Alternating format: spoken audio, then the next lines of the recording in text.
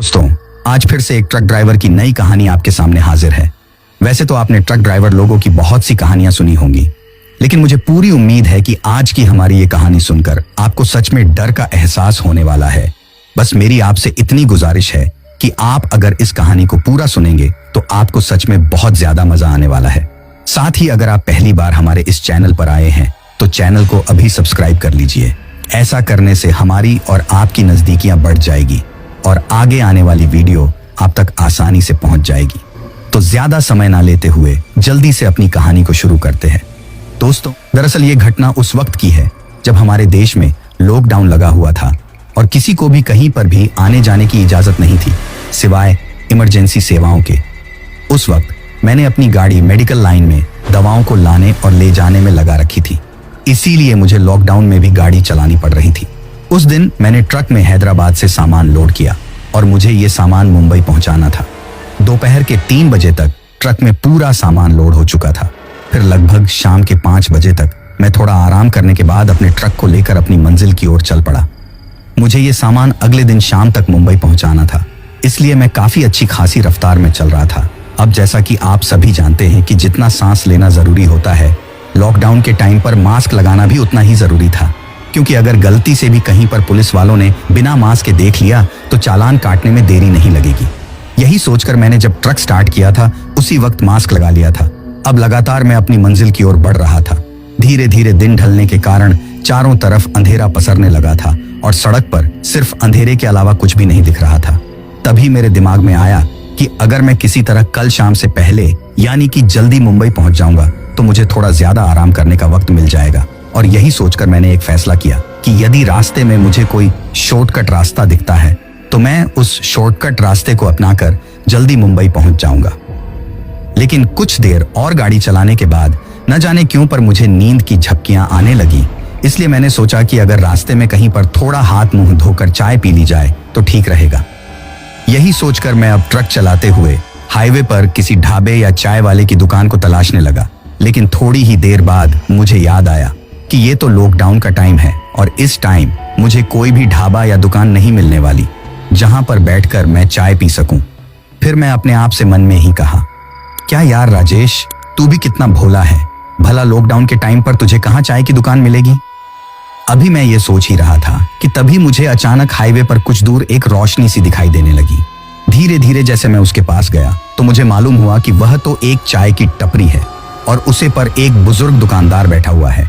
हमारे राजस्थान में छोटी और अस्थायी दुकान को टपरी ही कहा जाता है। तभी मैंने उसे बुजुर्ग आदमी के पास अपना ट्रक ले जाकर रोका और ट्रक में बैठे बैठे ही उससे पूछा कि चाय मिलेगी क्या। तो उसने मुझसे कहा कि सब कुछ मिलेगा, आप ट्रक से नीचे तो उतरिए या सब कुछ वहीं पर लेंगे। उसकी बातें मुझे थोड़ी अजीब लगी, पर फिर भी मुझे तो थोड़ी चाय पीनी थी, इसलिए मैं ट्रक से नीचे उतर गया और फिर मैंने उसे आदमी को एक चाय बनाने को कहा। उस आदमी को चाय बनाने के लिए कहकर मैंने अपने ट्रक से अपनी पानी की बोतल निकाली और अपना मुंह धोने लगा ताकि थोड़ा फ्रेश फील हो। थोड़ी ही देर बाद उस आदमी ने चाय बनाकर मुझे दे दी, लेकिन उसकी चाय का टेस्ट कुछ अजीब था। जब मैंने इसके बारे में उससे पूछा तो उसने कहा कि साहब, यह चाय भैंस के दूध की नहीं है। वो क्या है कि लॉकडाउन के टाइम पर दूध की सभी दुकानें तो बंद है और मेरे घर में सिर्फ कुछ बकरियां हैं, तो मैं उन बकरियों का दूध निकाल कर ही यहाँ दुकान पर लाता हूँ और उसी की चाय बनाकर बेचता हूँ। शायद आपने कभी बकरी के दूध की चाय पी नहीं होगी, इसीलिए आपको इसका टेस्ट थोड़ा अजीब लग रहा है। तब मैंने उससे पूछते हुए बोला कि यह लॉकडाउन के टाइम पर तुमने दुकान खोल रखी है, पुलिस वगैरह आती है तो तुम्हें कुछ कहती नहीं है क्या। इस पर उस आदमी ने एक अजीब सी मुस्कुराहट के साथ मुझसे कहा, पुलिस तो क्या, हमारा तो कोई भी कुछ भी नहीं बिगाड़ सकता। उसकी मुस्कुराहट बहुत अजीब थी और वह मुस्कुराने के साथ साथ मुझे अजीब तरीके से घूर रहा था। तभी मैं उसको नजरअंदाज करते हुए चाय पीने लगा। मुझे लगा कि यह बुढ़ा थोड़ा सटिया गया है। जब मैं उसकी दुकान पर चाय पीने उतरा था तो मैंने अपना ट्रक चालू ही छोड़ दिया था, लेकिन अचानक से मेरा ट्रक बंद हो गया। मुझे लगा कि यह कैसे हो सकता है, क्योंकि मेरा ट्रक अभी नया नया ही था और वह ऐसे ही अपने आप कभी भी बंद नहीं होता था जब तक कि मैं खुद उसे चाबी से बंद ना करूं। तभी मुझे लगा कि शायद ट्रक सर्विस पर आ गया है, इसीलिए अपने आप बंद हो गया है। खैर, मैं इस बात को नजरअंदाज करके चाय पीने लगा, लेकिन पीते वक्त मुझे उसकी चाय कुछ थोड़ी ज्यादा ही अजीब लग रही थी। जैसा कि मैंने आपको बताया कि मैं राजस्थान का रहने वाला हूं, तो तो मैंने मेरे जीवन में पहले भी बहुत बार बकरी के दूध की चाय पी थी, लेकिन कभी भी उसका टेस्ट ऐसा नहीं था जैसा कि आज इस बुढ़े की चाय का था। तभी चाय पीते वक्त अचानक मेरी नजर उस बुढ़े की टपरी के बगल से जा रहे रास्ते पर गई। मुझे लगा कि शायद ये कोई शॉर्टकट रास्ता है, और तभी मैंने उस आदमी से पूछा कि ये रास्ता कहाँ जाता है। तो उस आदमी ने फिर से उस अजीब सी मुस्कुराहट के साथ मुझसे कहा कि जहां जाना चाहते हो ये रास्ता तुम्हें वहीं पहुंचा देगा। तो मैंने उस आदमी से कहा कि तुम्हें कैसे पता कि मुझे जहां जाना है यह रास्ता मुझे वहां पहुंचा देगा। इस पर वह आदमी कुछ नहीं बोला, बस चुपचाप अपना सिर नीचे किए बैठा रहा। तभी मैंने उससे फिर से पूछा, अच्छा यह तो बताओ कि इस रास्ते से मुंबई जाने पर कितनी दूरी कम पड़ेगी। तो इस पर उस आदमी ने अपना मुंह नीचे के हुए ही बोला, 150 किलोमीटर की दूरी।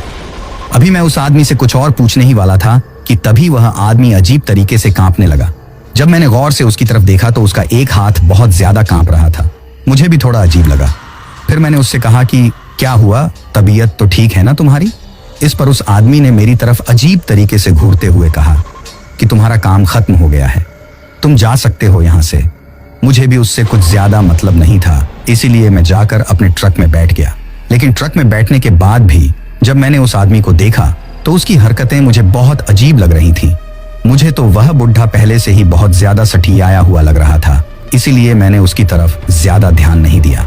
लेकिन न जाने क्यों उसकी चाय पीने के बाद मेरा ध्यान बार बार उस शॉर्टकट रास्ते की तरफ जा रहा था, और मेरा मन बार बार उस शॉर्टकट रास्ते से ही चलने को कर रहा था। और हुआ भी अंत में यही, मैं उसे शॉर्टकट रास्ते से ही मुंबई की तरफ निकल पड़ा। अब चारों तरफ घना अंधेरा हो चुका था। जब मैंने अपनी घड़ी में टाइम देखा तो रात के 8 बज रहे थे। तभी मुझे अचानक से याद आया कि मैंने उस आदमी को चाय के पैसे तो दिए ही नहीं, लेकिन अब मैं वहां से काफी ज्यादा आगे आ चुका था, इसलिए मैंने वापस जाना भी ठीक नहीं समझा। लेकिन मुझे ज्यादा अजीब बात तो यह लगी कि उस आदमी ने भी मुझसे चाय के पैसे नहीं मांगे। खैर, मैं अब इन सब बातों को नजरअंदाज करके अपने रास्ते पर आगे बढ़ रहा था। लेकिन मुझे उस रास्ते पर एक सबसे बड़ी अजीब बात यह लगी कि पीछे जब मैं हाईवे से आ रहा था तो हाईवे के दोनों तरफ जो पेड़ पौधे थे वह हरे भरे थे, लेकिन इस रास्ते के अगल बगल में जो पेड़ पौधे थे वह पेड़ पौधे बिल्कुल सूखे हुए थे और उन पर एक भी हरी पत्ती नहीं थी। तभी मैंने मन में सोचा कि ऐसा कैसे हो सकता है। कुछ देर पहले जिस हाईवे पर दोनों तरफ हरियाली थी, तो उससे इतनी सी दूरी पर इतना सूखा कैसे हो सकता है। पर मुझे तो जल्दी से मुंबई पहुंचना था, इसलिए मैंने इस बात को भी नजरअंदाज कर दिया। अब जब मैं उस रास्ते पर आगे बढ़ रहा था तो मैंने एक चीज नोटिस की कि उसे रास्ते पर स्पीड ब्रेकर बहुत ज्यादा थे। लगभग हर 1-2 किलोमीटर पर स्पीड ब्रेकर आ ही रहा था। ऐसे में मैंने सोचा कि इस रफ्तार से तो मैं शायद टाइम पर मुंबई नहीं पहुंच पाऊंगा, पर अब मैं कर भी क्या सकता था, क्योंकि उस रास्ते पर अब मैं काफी आगे आ चुका था। इसलिए मैंने चलते रहना ही ठीक समझा। लेकिन कुछ देर बाद ट्रक चलाते हुए मुझे महसूस होने लगा कि जैसे ट्रक को बहुत ज्यादा पावर की जरूरत है। ऐसा अमूमन तब होता है जब ट्रक में पीछे की तरफ कुछ बहुत ज्यादा भारी सामान लोड किया हुआ हो, लेकिन आज तो ट्रक में ऐसा कुछ भी नहीं था। लेकिन फिर भी ट्रक इतना पावर क्यों ले रहा था, जैसे उसके पीछे कोई बहुत भारी सामान लोड किया हुआ हो। अब बार बार मुझे इस चीज का एहसास होने लगा था कि ट्रक को चलने में बहुत ज्यादा दिक्कत आ रही है। इसलिए मैंने ट्रक को रोक कर एक बार चेक करने की सोची, लेकिन रोकने से पहले सामने के रास्ते का मंजर देखकर मेरा ट्रक रोकने का दिल नहीं कर रहा था, क्योंकि वह रास्ता बहुत ही ज्यादा उबड़ खाबड़ और देखने में भी व्यवान लग रहा था। खैर, वैसे तो मुझे इतना ज्यादा डर नहीं लगता था, लेकिन आखिर हूं तो मैं भी एक इंसान ही। तभी मैं ट्रक चलाते हुए मन ही मन सोच ही रहा था कि कहीं कोई अच्छी सी जगह दिख जाए या फिर कोई इंसान दिख जाए तो मैं ट्रक को रोककर इसको चेक कर लूंगा और उस इंसान से पूछ भी लूंगा कि रास्ता इतना वीरान और सूखा क्यों है और यह मुझे मुंबई कब तक पहुंचा देगा। बस मेरे यह सोचने भर की देरी थी और मुझे रास्ते पर आगे एक औरत सर पर लकड़ियों का गट्ठर लेकर चलती हुई दिखी। उसे देखकर मैंने सोचा कि इतनी रात को यह औरत लकड़ियों का गट्ठर लेकर कहाँ जा रही है। तभी मैंने अपनी घड़ी में टाइम देखा तो रात के 11 बज रहे थे। मुझे थोड़ा अजीब तो लगा, पर फिर भी मैंने उसके पास ले जाकर अपनी ट्रक को रोक दिया। ट्रक की हेडलाइट की रोशनी में वह औरत दिखने में काफी ज्यादा जवान और खूबसूरत लग रही थी, लेकिन उसने घूंघट निकाल रखा था। मेरे ट्रक को उसके पास रुकता देख वह औरत भी वहीं पर रुक गई। तभी मैंने उस औरत से पूछा कि यह रास्ता कितना लंबा और है, लेकिन शायद ट्रक के इंजन की आवाज में उसे कुछ सुनाई नहीं दे रहा था। इसीलिए मैंने नीचे उतरकर ही उससे बात करना ठीक समझा। तो अब मैं ट्रक को चालू छोड़कर ही केबिन से नीचे उतरा और उस औरत के पास गया। लेकिन जैसे ही मैं उतरकर उस औरत की तरफ आगे बढ़ने लगा तो उस औरत ने अपने लकड़ियों के गट्ठर से अपनी दांतली निकाली और मेरी तरफ आगे बढ़ा दी। ये देखकर मैं बहुत ज्यादा डर गया। तभी मैंने उससे कहा कि घबराने की कोई बात नहीं है, मैं सिर्फ रास्ता भटक गया हूं और मैं आपसे रास्ता पूछने के लिए ही नीचे उतरा हूं, आप मुझे गलत ना समझे। इस पर वह औरत कुछ नहीं बोली, लेकिन उसने अपने हाथ में ली हुई दांतली को नीचे कर लिया। दरअसल दांतली हमारे राजस्थान में एक प्रकार का औजार है जिसे कुछ भी लकड़ी या अन्य चीजों को काटने के लिए काम में लिया जाता है। अभी मैं उस औरत से कुछ और पूछने ही वाला था कि तभी उसने अपना घूंघट ऊपर किया और उसके घूंघट ऊपर करते ही मैं तो मंदमुग्ध हो गया, क्योंकि वह दिखने में काफी ज्यादा खूबसूरत थी। तभी मैंने अपने आप को संभालते हुए उस औरत से पूछा कि क्या यह रास्ता आगे जाकर ठीक होगा या ऐसे ही उबड़ खाबड़ रहेगा। तभी उस औरत ने कहा कि नहीं, यह ज्यादा आगे तक ऐसा नहीं है, आगे जाकर अच्छा रास्ता है। लेकिन उसकी आवाज सुनते ही मुझे बहुत अजीब लगा, क्योंकि वह जितनी दिखने में खूबसूरत थी उसकी आवाज उतनी ही बदसूरत या फिर यूं कहे कि अच्छी नहीं थी, क्योंकि उसकी आवाज बिल्कुल मर्दों की तरह थी। जब वह बोल रही थी तो मुझे ऐसा लगा जैसे कोई औरत नहीं बल्कि कोई लड़का बोल रहा हो, लेकिन मेरा ध्यान उसकी आवाज से ज्यादा उसकी खूबसूरती पर जा रहा था। इसीलिए मैंने उससे पूछा कि आप इतनी रात को कहां जा रही हो और वो भी इन लकड़ियों के गट्ठर को लेकर। तो इस पर उस औरत ने कहा कि लॉकडाउन का समय चल रहा है ना, तो दिन के समय तो बाहर जाकर लकड़ियां ला नहीं सकते, इसलिए मैं रात के समय ही लकड़ियां लेकर आती हूँ, क्योंकि हमारे घर पर लकड़ियों से ही खाना बनता है। तो मैंने सोचा कि हो सकता है ये औरत सच बोल रही हो, क्योंकि उस समय लॉकडाउन में माहौल भी ऐसा ही था। तभी अचानक मेरा ट्रक अपने आप ही बंद हो गया। जब तक ट्रक चालू था तब तक तो सड़क पर हेडलाइट की रोशनी थी, लेकिन जैसे ही ट्रक बंद हुआ तो चारों तरफ अंधेरा छा गया। अब जैसे ही उस अंधेरे में मैंने अपनी नजर उस औरत की तरफ घुमाई तो मेरे तो होश ही उड़ गए, क्योंकि हेडलाइट की रोशनी में वह औरत जितनी खूबसूरत और जवान दिख रही थी, अंधेरा होते ही वह औरत उतनी ही ज्यादा बदसूरत और बूढ़ी नजर आ रही थी। उसका चेहरा एक तरफ से पूरा जला हुआ था और उसके होंठ बिल्कुल काले पड़ गए थे। अब उसका यह मंजर देखकर मैं थर थर कांपने लगा और पूरा पसीने से भीग गया। मेरी यह हालत देखकर वो औरत एक अजीब तरीके से मुस्कुराने लगी। अब जैसे जैसे वह औरत मुस्कुरा रही थी तो वैसे वैसे ही उसके होंठों से खून टपक रहा था। यह सब देखकर मैं तो वहां जैसे पत्थर की तरह ही जम गया था। मैं हिलना और चिल्लाना चाहता था, पर मेरे हलक से आवाज निकल ही नहीं रही थी और पैरों को तो जैसे किसी ने फेविक्विक से वहीं पर चिपका दिए हो। उस औरत और मेरे बीच में सिर्फ 2 कदमों का ही फासला था। अब वह औरत धीरे धीरे मेरी तरफ आने लगी। यह देखकर मेरे दिल की धड़कन की रफ्तार 2 गुनी हो गई थी। मुझे ऐसा लग रहा था कि मुझे बस अब हार्ट अटैक आने वाला है। वह औरत मुझे अजीब तरीके से मुस्कुराते हुए घूर रही थी और उसके अंदर से घर घर की आवाज आ रही थी। साथ ही उसके होठों से खून की बूंदें अपने आप ही टपक रही थीं, जैसे अभी अभी उसने किसी का खून पिया हो। उस औरत की मुस्कुराहट बिल्कुल उस बुढ़े की तरह थी जिसने शाम के वक्त उस टपरी पर मुझे चाय पिलाई थी और जिसने मुझे यह शॉर्टकट रास्ता दिखाया था। ये औरत बिल्कुल उसी की तरह मुझे घूर रही थी और मुस्कुरा रही थी। अभी मैं वहां से भागने ही वाला था कि तभी उस औरत ने अपने सिर पर रखा गट्ठर फेंक दिया। जब मैंने उस गट्ठर की तरफ देखा तो मेरी तो घी बैठ गई, क्योंकि वह कोई लकड़ियों का गट्ठर नहीं था, बल्कि वह इंसान की हड्डियों का गट्ठर था, जिसमें बहुत सारे इंसानी कंकाल थे। यह देखकर तो मैं अब डर के साथ में आसमान पर था। यह सब देखकर मैं समझ चुका था कि मैं बहुत गलत रास्ते पर आ चुका हूँ और इसके साथ ही मैं बहुत बुरी तरीके से फंस भी चुका हूँ, क्योंकि यह औरत अब मुझे जिंदा नहीं छोड़ेगी। और उस गट्ठर की तरफ देखकर मैं यही सोच रहा था कि इन लोगों को भी इस औरत ने मार दिया होगा और ये उन्हीं सब लोगों के कंकाल हैं, और आज के बाद एक कंकाल मेरा भी इनमें शामिल हो जाएगा। अब वह औरत धीरे धीरे मुस्कुराने के साथ साथ हंसने भी लगी। अभी ये सब चल ही रहा था कि तभी पता नहीं अचानक से वहां पर अंधेरे में से एक आदमी आया। उस आदमी को आता देख मुझे अपनी जान बचने की कुछ उम्मीद दिखने लगी। मुझे लगा कि यह आदमी यहाँ आकर मुझे इस औरत के चंगुल से छुड़ा लेगा, लेकिन जैसे ही वह आदमी करीब आया तो उसका चेहरा देखकर मेरे बचने की उम्मीद के बजाय मेरे मरने की संभावना ज्यादा बढ़ गई, क्योंकि यह वही बुढ़ा आदमी था जिसने मुझे उस टपरी पर चाय पिलाई थी। मेरे नजदीक आकर वो बुढ़ा मुझसे बोला, क्यों ड्राइवर बाबू, बिना पैसे दिए ही चले आए? चाय के पैसे कौन देगा? तभी मैं उन दोनों से कहना चाहता था कि तुम्हारे चाय के पैसे ले लो, पर मुझे छोड़ दो, मेरी जान बख्श दो, लेकिन मेरे हलक से तो आवाज निकल ही नहीं रही थी। अचानक उस चुड़ैल औरत ने मेरे सीने पर एक लात मारी और मैं धड़ाम से पीठ के बल सड़क पर गिर पड़ा। मुझे अब समझ आ चुका था कि यह लोग मुझे जान से मार डालेंगे। अभी मैं उठकर वहां से भागना चाह ही रहा था कि तभी वह चुड़ैल औरत अचानक से उछलकर मेरे सीने पर बैठ गई और उसने मुझे मारने के लिए अपने हाथ में वह दांतली ले रखी थी।